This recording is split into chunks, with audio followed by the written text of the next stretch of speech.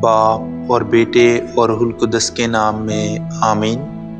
ہمارے لیے آج کی تلاوت مقدس پولس رسول کا رومیوں کے نام خط، اس کا 3 باب اور اس کی 21ویں آیت سے۔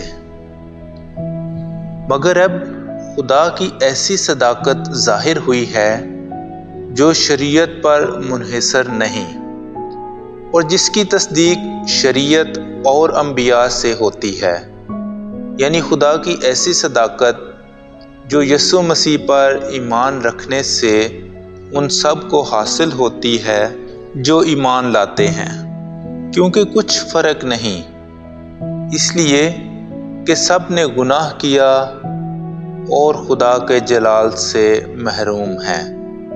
بس وہ اس کے فضل سے اس مخلصی کے سبب سے جو یسوع مسیح میں ہے مفت صادق ٹھہرائے جاتے ہیں۔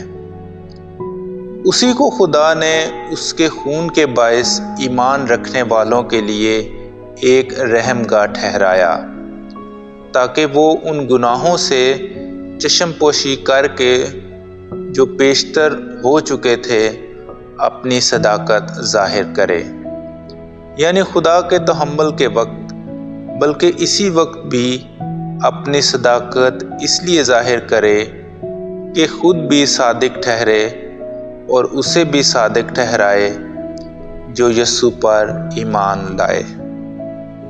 تو اب تیرا فخر کہاں رہا؟ اس کی تو گنجائش ہی نہیں۔ کون سی شریعت کے سبب سے؟ کیا اعمال کی شریعت سے؟ نہیں، بلکہ ایمان کی شریعت سے۔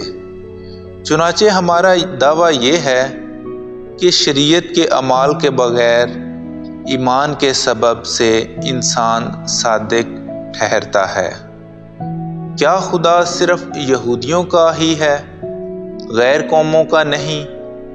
بے شک غیر قوموں کا بھی ہے، کیونکہ ایک ہی خدا ہے جو اہل ختان کو بھی ایمان کے سبب سے اور اہل کلف کو بھی ایمان کے باعث صادق ٹھہراتا ہے۔